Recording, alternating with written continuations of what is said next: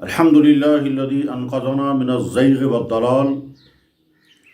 ववदअ अन्ना अल-इस्र वल-इग़लाल वस्सलातु वस्सलामु अला सय्यिदिना मुहम्मदिन साहिबिल जलालि वल जमालि वल कमाल व अला आलिहि व अस्हाबिहि अल्लज़ीना फ़ाक़ू फ़िल ईमान वल अअमाल। अम्मा बाद,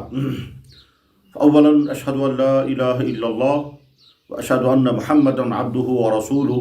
रदीना बिल्लाहि तआला रब्बन व बिल इस्लामि दीनन व बि मुहम्मदिन सल्लल्लाहु अलैहि वसल्लम नबिय्यन व रसूला। हज़रात नाज़रीन, मुआशरे पर नज़र रखने वाले बहुत सारे हज़रात ने भी बारहा बताया और ख़ुद भी कभी कभी मुशाहदा करने का मौका मिला। और अभी चंद दिनों पहले एक सालेह नौजवान ने इस पर ख़ुसूसी तौर पर तवज्जो दिलाई, जिसकी बुनियाद पर इस वक्त ये चंद मिनट की गुफ्तगू की जा रही है। कुरान करीम में अल्लाह ताला शानहू ने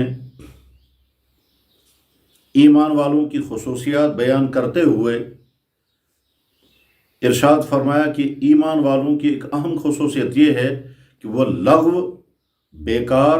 और गैर मुफीद कामों से दूर रहते हैं। इरशाद है वल्लज़ीना हुम अनिल लग़्वी मुअरिदून। ईमान वालों की एक सिफत यह है कि वह लग़्व कामों से अपने आप को दूर रखते हैं, एराज़ करते हैं। कुरान करीम में है वइज़ा समिउल लग़्व अअरदू अन्हु। जब वो लग़्व काम देखते हैं, बेकार काम देखते हैं तो उसे एराज़ बरतते हैं। और कुरान करीम में ही ईमान से महरूम इंसान या कमज़ोर ईमान वाले का हाल बयान करते हुए ये फरमाया गया कि उसको बेकार काम मज़ेदार लगते हैं। जिन कामों का कोई नफ़ा न हो उस कामों में उसको दिलचस्पी बढ़ जाती है। वो अपना वक्त, अपना पैसा, अपनी एनर्जी, अपनी सलाहियतें ऐसे कामों पर खर्च करते हैं जिन कामों का नफ़ा न दीनी एतबार से होता है, न दुनियावी एतबार से होता है, न सेहत के एतबार से होता है,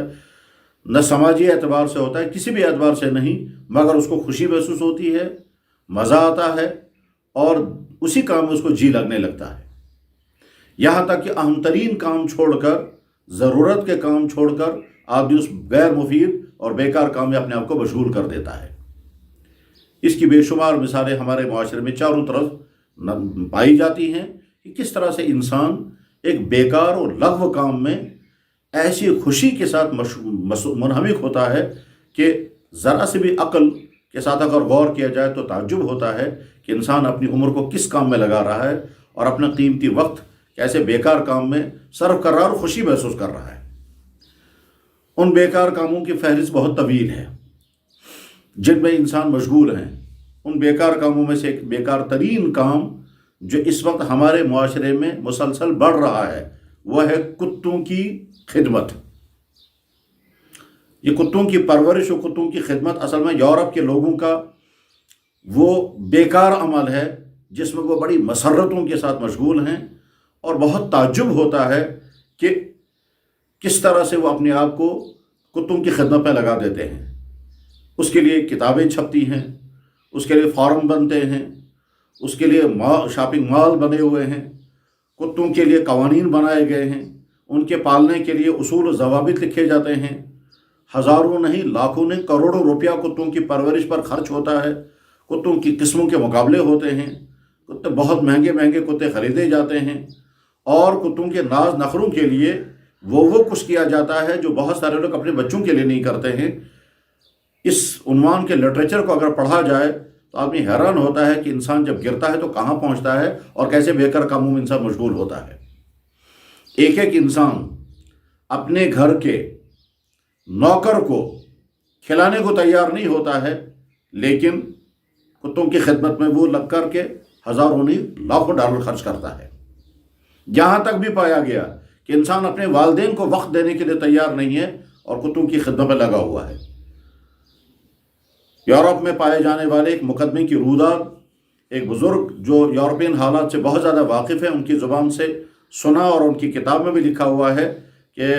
یورپ کے ایک ملک میں عدالتوں میں مقدمہ چلا، ایک خاتون عدالت میں مقدمہ دائر کرتی ہے کہ میرا بیٹا 4 گھنٹے اپنے کتے کو دیتا ہے مگر مجھ سے ملاقات کرنے کے لیے 5 منٹ بھی میرے کمرے میں آنے کو تیار نہیں ہے۔ مقدمہ شروع ہوا اور لڑکے نے اپنی طرف سے وکیل کیا کہ میری ماں مجھ سے جو مطالبہ کر رہی ہے یہ مطالبہ حق نہیں ہے، اور جب اس مقدمے کی کارروائی چلتی رہی، دیکھنے والے دیکھتے رہے، سنتے رہے، یہاں تک کہ آخر میں جج صاحب نے فیصلہ لکھا کہ کتوں کے حقوق ہیں، اس بیٹے نے جب کتا رکھا ہے تو اس کو اٹینڈ کرنا ہوگا، اس کے تقاضے پورے کرنے ہوں گے، اس کو واکنگ کرانی ہوگی، اس کے غذا کا انتظام کرنا ہوگا، یہ ساری چیزیں کرنی ہوں گی۔ اور ماں کی خدمت کا ہمارے ہاں کوئی قانون نہیں ہے، اس لیے ہم بچے کو مجبور نہیں کر سکتے ہیں کہ وہ ماں سے ملاقات کرنے کے لیے 5 منٹ اس کے کمرے میں جائے۔ غرض ہے کہ کتوں کی خدمت کا ایک شعبہ اتنا وسیع ترین ہے کہ اس کو پڑھ کر کے، دیکھ کر کے، اس کے حالات سن کر کے انسان کو تعجب ہوتا ہے۔ اب یہ وہاں کی مصیبت اور وبا یہاں بھی شروع ہو گئی ہے، یہاں تک کہ بہت سارے گاؤں تک کی مصیبت آ گئی۔ خالص اسلامی نقطہ نظر سے بہت ہمدردی کے ساتھ، تنقید کی جذبے سے نہیں، بہت ہمدردی کے ساتھ چند باتیں عرض کی جاتی ہیں۔ پہلی بات یہ ہے کہ اللہ کے نبی علیہ الصلوۃ والسلام نے انسانی زندگی سے کتوں کی تہذیب کو ختم کیا ہے۔ مدینہ منورہ میں لوگ بڑے شوق کے ساتھ کتے پالتے تھے اور اپنے بستروں میں رکھتے تھے، اپنے ساتھ ساتھ ہر وقت ان کو رکھتے تھے، ٹھیک اسی طرح سے جس طرح سے آج یورپ میں ایک عورت جو ہے وہ فخر کے ساتھ کہتی ہے مجھے اپنے بیٹے کے ساتھ ویسی محبت نہیں ہے جیسے کتوں کے ساتھ ہے، اور جس طرح سے وہ اپنی کتوں کا کیئر کرتی ہے اپنی، اس طرح سے اپنے شوہر، اپنے بھائیوں، اپنے رشتہ داروں کا نہیں۔ تقریباً یہی صورتحال یورپ میں تھی، وہ مدینہ طیبہ میں تھی۔ اللہ کے نبی علیہ السلام جب مدینہ طیبہ تشریف لائے تو آپ نے کتوں کے متعلق احکامات بیان فرمائے، اور اس کا نتیجہ یہ ہو گیا کہ مسلمان سوسائٹی سے کتوں کا عمل دخل ختم ہو گیا، اور وہ جو ان کے ساتھ کتوں کا بہت زیادہ اختلاط تھا وہ باقی نہیں رہا۔ البتہ چونکہ اسلام کی نظر ہر پہلو پر رہتی ہے، لہذا جن کو واقعتاً کتے رکھنے کی ضرورت ہے، کیونکہ کتے کی خصوصیت حفاظت بھی ہے اور وہ حفاظت کا بہترین کام کرتا ہے، چنانچہ چرواہوں کی ضرورت ہوتی ہے، مکان کے حفاظت کے لیے ضرورت پڑ سکتی ہے، اسی طرح سے فصلوں کی حفاظت کے لیے ضرورت پڑ سکتی ہے، اور شکار کے لیے ضرورت پڑ سکتی ہے۔ ان 3-4 کاموں کے لیے آپ علیہ الصلوۃ والسلام سے اجازتیں مانگی گئی، آپ اجازت دیتے گئے، یہاں تک کہ کتوں کے ذریعے سے کیا جانے والا شکار قرآن کریم نے حلال قرار دیا۔ يسألونك ماذا أحل لهم قل أحل لكم الطيبات وما علمتم من الجوارح مكلبين تعلمونهن مما علمكم الله۔ حدیثوں میں بھی کتوں کے ذریعے سے شکار کرنے کا تذکرہ موجود ہے، اور کتے کے ذریعے سے کیا ہوا شکار جب نیت پڑھ کے سکھایا ہوا کتا جب شکار کرتا ہے تو اس کا شکار ذبح کیے بغیر بھی حلال ہوتا ہے۔ لیکن وہ جو فیشن کے طور پر کتوں کے ساتھ رہنا سہنا تھا وہ سارا ختم ہو گیا، اور اس کے بعد پھر مسلمانوں کے گھروں سے غیر ضروری طور پر جو کتوں کی پرورش کا سلسلہ تھا وہ ختم ہو گیا۔ اب اس وقت یورپ کے نکالی میں جو مسلمان اس میں اپنے آپ کو مطلع کر رہے ہیں، ان کی خدمت میں بڑی دردمندی کے ساتھ درخواست ہے کہ آپ سوچیں، ذرا غور کریں اس کے نقصانات کیا کیا ہیں۔ پہلی بات یہ ہے، اللہ کے نبی علیہ الصلوۃ والسلام نے ارشاد فرمایا، بخاری اور مسلم میں حدیث موجود ہے کہ جس شخص نے بغیر کسی ضرورت کے کتا پالا، اپنے گھر میں کتا رکھا، روزانہ اس کے 2 قیرات ثواب ختم ہو جاتا ہے، روزانہ اس کے 2 قیرات ثواب ختم ہو جاتا ہے، اور 1 قیرات احد پہاڑ کے برابر ہے۔ تو ایک طرف سے گویا ہم نیکی کر بھی نہیں رہے ہیں، اور اگر کوئی نیکی ہو جاتی ہوگی تو وہ ادھر سے برباد ہو رہی ہے۔ تو پہلا نقصان یہ ہے۔ دوسرا نقصان یہ ہے کہ انسان کے پاس 2 چیزیں بڑی قیمتی ہیں، ایک وقت اور ایک پیسہ۔ کتوں کی خدمت کرنے والے اپنا بہت سارا وقت اس کتے کی خدمت میں لگا دیتے ہیں اور بہت سارا پیسہ۔ اب غور کریں، ہزاروں نہیں لاکھوں روپے کے کتے خریدے جاتے ہیں، پھر ان کے لیے خاص قسم کے کمرے بنائے جاتے ہیں، پھر اس میں سردی اور گرمی کا سارا انتظام ہوتا ہے، پھر ان کے لیے خاص قسم کی غذائیں لائی جاتی ہیں، پھر ان کی بیماریوں کے لیے ان کے علاج ہوتے ہیں، یہاں تک کہ مہنگے مہنگے شیمپوؤں سے ان کی صفائیاں ہوتی ہیں، یہاں تک بھی ایسا بھی پایا گیا کہ صاحب ان کی صفائی کرنے کے، ان کے پاخانہ اٹھانے کے لیے بھی آدمی رکھنا پڑتا ہے۔ غرض یہ کہ کیا کیا تقاضے پورے کرنے پڑتے ہیں، یہ جتنا وقت اس پر لگ رہا ہے، یہ جتنا پیسہ اس پر لگ رہا ہے، یہ سب حرام کام میں یہ پیسہ خرچ ہو رہا ہے، اور اس کا جواب دیا جائے گا۔ اس کا جواب دینا ہوگا کہ تم نے اس پر یہ پیسہ کیوں خرچ کیا تھا۔ اور بڑا المیہ یہ ہے کہ ایسے گھر بھی پائے گئے جو گھر والے کتوں پر ہزاروں روپے خرچ کرنے کو تیار ہیں اور اپنے گھر کے ملازموں کو مہینے پر تنخواہ دینے کو تیار نہیں۔ دروازے پر بھکاری آئے گا، اس کو دھتکار کر کے نکالیں گے، اور کتوں پر ہزاروں لاکھوں روپے خرچ کرتے ہیں۔ یہ تو انسانیت نوازی نہیں ہے، یہ تو بہت ہی زیادہ بدترین قسم کی پست اخلاقی ہے کہ انسان کو تو انسان کے ساتھ انسانیت کا سلوک نہ کرے اور اپنا پیسہ اور اپنا وقت جو ہے وہ کتوں پر خرچ کرے۔ ایسا بھی پایا گیا کہ ایک شخص اپنی گاڑی میں اپنے کتے کو گھمانے کے لیے لے گیا اور ہزاروں روپے کی شاپنگ کتے کے لیے کر کے آیا، اور اس کے بعد سڑک پر اس کو ایک فقیر بھکاری ملا اور اس نے 5 روپے دینے کے لیے بھی تیار نہیں ہوا۔ یہاں سری نگر شہر کے اندر ایک محلے کے کچھ ذمہ داران محلے کی کسی بیوہ عورت کے لیے چندہ کر رہے تھے، چنانچہ ایک صاحب کے گھر میں وہ گئے اور ان سے کہا کہ جی فلاں خاتون کے لیے ہم چندہ کر رہے ہیں، آپ بھی کوئی مدد دے دیں۔ اس شخص نے 80,000 روپے کا کتا خریدا تھا، روزانہ سینکڑوں روپے اور مہینے میں ہزاروں روپے کتے پہ خرچ کر کے جا رہے تھے، اور اس کے بعد پھر جب بیوہ کے لیے چندہ دینے لگا تو اس نے مشکل سے 50 روپے دیے۔ ان محلے والوں نے کہا اللہ نے آپ کو بہت پیسہ دیا ہے، آپ 50 روپے کیا، ہم تو سوچ رہے تھے کافی آپ دیں گے۔ تو انہیں وہاں سے ڈانٹتے ہوئے کہا تم کو کس نے ٹھیکہ دیا ہے ان بیکار عورتوں اور بیکار لوگوں کے لیے پیسہ جمع کرنے کا، اور یہ کیا کر کے لڑائی ہو گئی۔ غرض یہ کہ جب انسان کا ضمیر مر جاتا ہے تو پھر یہ واقعات سامنے آ جاتے ہیں۔ جو لوگ کتوں کی خدمت میں لگے ہوئے ہیں وہ ذرا سا غور کریں، اس کی کتے کی خدمت میں لگنے کے نتیجے میں آپ کو دینی فائدہ کچھ نہیں ہوگا، مالی فائدہ کچھ نہیں ہوگا، اخلاقی فائدہ کچھ نہیں ہوگا، حفاظت کا کوئی مسئلہ نہیں ہے۔ اس لیے کہ جو لوگ فیشن کے طور پر کتے پالتے ہیں ان سے حفاظت کا کام نہیں دیا جاتا ہے، وہ تو فیشن ہے، اور اس میں قسم قسم کی شکلوں والے، قسم قسم کے حیاتوں والے، کہیں بہت چھوٹے چھوٹے کتے ہوتے ہیں، کہیں بہت ہی بھیانک قسم کے ہوتے ہیں، کہیں کس قسم کے ہوتے ہیں۔ غرض یہ کہ کتوں کی خدمت سراسر غیر عقلی ہے، غیر اخلاقی ہے، غیر شرعی تو ہے ہی ہے۔ اللہ کے نبی علیہ الصلوۃ والسلام نے ارشاد فرمایا جس برتن کے اندر کتا منہ ڈالے اس برتن کو 7 مرتبہ دھو، اور ایک حدیث میں ہے، یہ حدیث بخاری شریف میں ہے، اور ایک حدیث میں ارشاد فرمایا کہ اس برتن کو 7 مرتبہ دھو کر کے 8ویں مرتبہ مٹی سے مانجو۔ چنانچہ تحقیق کرنے والوں نے جب تحقیق کی تو بالکل سامنے آ گیا کہ کتے کے منہ میں جراثیم ہوتے ہیں، اور وہ جراثیم انسان کے جسم میں پہنچ جاتے ہیں تو انسان آگے چل کر کے کاٹنے والا کتا بن جاتا ہے۔ جیسے باولا کتا ہوتا ہے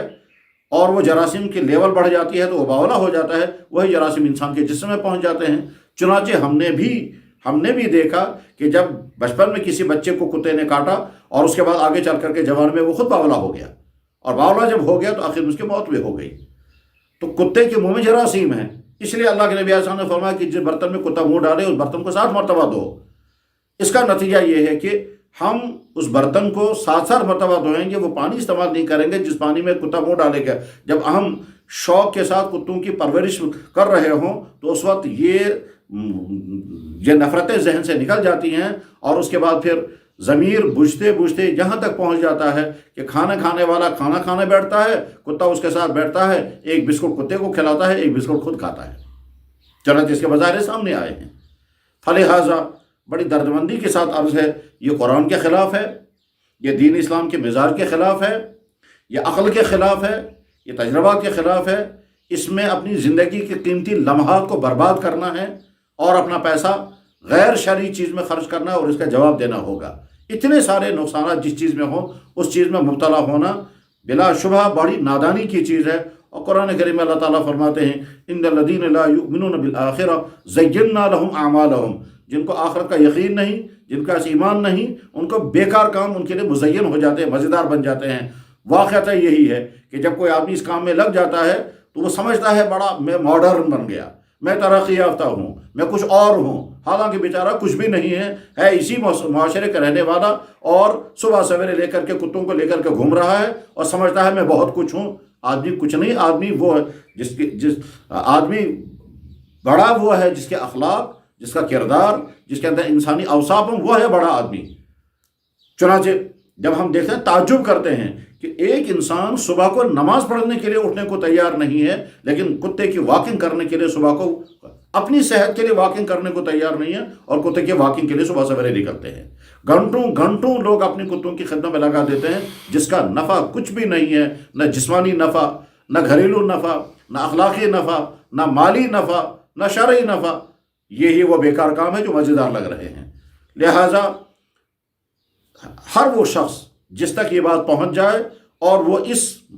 مرض میں مبتلا ہو گیا ہو اور اس شوق میں اپنے آپ کو برباد کر رہا ہو، وہ اچھی طرح سے سمجھے کہ یہ یورپ کے ان لوگوں کا جن کے پاس اب خوشی کی کوئی چیز باقی نہیں بچی ہے، کیونکہ آخرت کا ان کے ہاں کوئی تصور نہیں، نیکی اور برائی کا ان کے ہاں کوئی فرق نہیں ہے، وہ اپنی زندگی کو چاہتے ہیں کسی طرح سے انجوائے کریں، کسی طرح سے زندگی کو خوشیوں سے بھریں، اس لیے کبھی شرابیں پئیں گے، کبھی کلبوں میں جائیں گے، کبھی ڈانس کریں گے، کبھی گھومنے جائیں گے۔ وہاں تو زندگی کا نقشہ عمومی طور پر اتنا ہے کہ 4-5 دن کماؤ، 2-3 دن تک موج بناؤ، بس یہی زندگی کا نقشہ ان کے ہاں ہے۔ زُيِّنَ لِلنَّاسِ حُبُّ الشَّهَوَاتِ مِنَ النِّسَاءِ وَالْبَنِينَ وَالْقَنَاطِيرِ الْمُقَنطَرَةِ، بس اتنا ہی نقشہ ان کے پاس ہے۔ اس کی نکاری ہمیں نہیں کرنی ہے۔ بحیثیت مسلمان کے اور بحیثیت ایک عقل مند انسان کے ہم سوچیں کہ ہم اپنا وقت کس چیز پر خرچ کر رہے ہیں۔ ہمارے وہ نوجوان جن کو اس وقت اپنے اندر طرح طرح کی صلاحیتیں پیدا کر رہی تھی، علمی صلاحیت، دینی صلاحیت، دعوتی صلاحیت، اخلاقی صلاحیت اور صحت، اور نہ جانے دین کے کیا کیا تقاضے ہمارے سامنے ہیں اور ملت کے کیا کیا معاملات ہمارے سامنے ہیں، ان معاملات کو حل کرنے کے لیے ہم اپنے اندر خوبیاں پیدا کرنی تھی، اس کے بجائے ہم کتوں کی خدمت پر لگے ہوئے ہیں، جس کتوں کی خدمت کے نتیجے میں ہمیں ملنے والا کچھ بھی نہیں ہے اور آدمی ہاتھ ملتا ہوا چلا جائے گا۔ قرآن کریم میں اللہ تعالیٰ شانہ کا ارشاد مبارک ہے، وہ پڑھ کر کے میں بات ختم کرتا ہوں۔ اللہ جل شانہ فرماتے ہیں وَيَوْمَ يَعَضُّ الظَّالِمُ عَلَى يَدَيْهِ يَقُولُ يَا لَيْتَنِي اتَّخَذْتُ مَعَ الرَّسُولِ سَبِيلًا يَا وَيْلَتَىٰ لَيْتَنِي لَمْ أَتَّخِذْ فُلَانًا خَلِيلًا۔ وہ دن یاد رکھنا جس دن تم ظالم اپنی انگلیوں کو کاٹو گے اور افسوس کرو گے کاش ہم نے نبی کی بات مانی ہوتی، اور افسوس کرو گے ہم نے فلاں کی بات کیوں مانی، ہم نے فلاں کی سوسائٹی کیوں دی، ہم نے فلاں کو فالو کیوں کیا، ہم نے فلاں، اسی میں انسان افسوس کر، ہائے افسوس میں کتوں کی خدمت میں کیوں لگا ہوا تھا، ہائے افسوس میں ویب سائٹوں میں چکر کیوں کاٹتا تھا، ہائے افسوس میں موبائل میں اپنا وقت برباد کیوں کرتا تھا، ہائے افسوس میں گھنٹوں گھنٹوں تک چیٹنگیں کیوں کرتا تھا، ہائے افسوس میں دنیا بھر کے ان چینلوں کو گھوم گھوم کر کے اپنا وقت برباد کیوں کرتا تھا، ہائے افسوس میں فلانے انسان کے ساتھ، فلانے طبقے کے ساتھ، فلانے باطل نظریات والوں کے ساتھ اپنا وقت میں نے برباد کیوں کیا، اس کا نتیجہ فائدہ مجھے کچھ نہیں ہوگا۔ وَيَوْمَ يَعَضُّ الظَّالِمُ عَلَى يَدَيْهِ يَقُولُ يَا وَيْلَتَىٰ لَيْتَنِي لَمْ أَتَّخِذْ فُلَانًا خَلِيلًا، ہائے افسوس میں نے فلانے کو میں نے فالو نہ کیا ہوتا، فلانے کو کے پیچھے میں نہ چلا ہوتا تو یہ میری زندگی برباد نہ ہوتی۔ اور جو انسان دوسرے کو اس میں مبتلا کر رہا، یاد رکھیں جو لوگ یہ کتوں کا کاروبار کرتے ہیں وہ حرام کاروبار کرتے ہیں۔ قرآن کریم اللہ کے نبی علیہ السلام نے صاف تین کمائیوں کو حرام کر دیا ہے۔ ان 3 کمائیوں میں سے ثمن القلب، یہ فیشنی کتے بیچنا اور ان کا پیسہ کمانا، اور جو لوگ بیچ رہا ہے وہ بھی حرام کام کر رہا ہے، جو خرید رہا ہے وہ حرام جگہ پر اپنا پیسہ خرچ کر رہا ہے اور خوش ہیں کہ صاحب ہم نے بہت کچھ پایا کچھ نہیں اور سمجھتے ہیں خوش ہے۔ یہ بالکل ایسے ہی ہے جیسے ایک انسان رات بھر میچ دیکھتا رہا، صبح اٹھ کر کے کہتا ہے میں بہت خوش ہوں، حالانکہ جو میچ جیتنے والے ان کو بھی میڈل ملے ہوں گے، جو ہارنے والے ہوں گے ان کو بھی پیسہ مل گیا ہوگا، یہ خواہ اپنی رات برباد کر کے خوش ہے میں نے بہت کچھ پایا کچھ نہیں ہے۔ بس بیکار کاموں سے اپنے آپ کو دور کرنا چاہیے۔ اور اس وقت جس خاص چیز کا تذکرہ کیا گیا، اللہ کرے یہ ان کے دلوں کو دستک دے، اللہ کرے کہ ان کا ضمیر جاگ جائے، اللہ کرے کہ وہ سمجھیں کہ اپنی زندگی کے قیمتی لمحات اور اپنی حلال کمائی کا پیسہ ان بیکار کاموں میں خرچ نہ کریں۔ جن لوگوں نے گھروں میں کتے پالے ہیں وہ ان کو فوراً چھوڑ دیں اور گھروں سے نکال دیں۔ گھروں میں نحوستیں، بے برکتیاں، اعمال کی نفرت اور برائیاں اور آپس کا ٹکراؤ، نہ جانے کیا کیا نحوستیں گھروں میں داخل ہوتی ہیں۔ اور میں خود ایسے گھر کو جانتا ہوں جس گھر میں ساری نحوست کتے کی وجہ سے تھی، کیونکہ شوہر جو ہیں وہ صاحب تھے اور وہ صاحب جو ہیں وہ کتے کی بڑے شوقین تھے، ان کی بیوی جو ہے وہ نفرت کرتی تھی اور روزانہ جھگڑے اس پہ ہوتے تھے۔ یہاں تک ایک دفعہ شوہر نے اپنی بیوی سے کہا تم سے زیادہ وفادار میرا کتا ہے۔ اب وہ کتا کیا وفاداری کرے گا، بس آدمی سمجھتا ہے میرا کتا میرا بڑا وفادار ہے، یہ سمجھتا ہے وفادار، مگر کرے گا کیا وہ آپ کا کتا؟ کچھ نہیں کر سکتا۔ لیکن اس انسان کے تصورات ہیں۔ اللہ کرے یہ گفتگو جس میں قدر تلخی آ گئی ہم سب کے لیے آنکھ کھولنے کا ذریعہ بنے۔ وآخر دعوانا الحمدللہ رب العالمین برحمتک یا ارحم الراحمین۔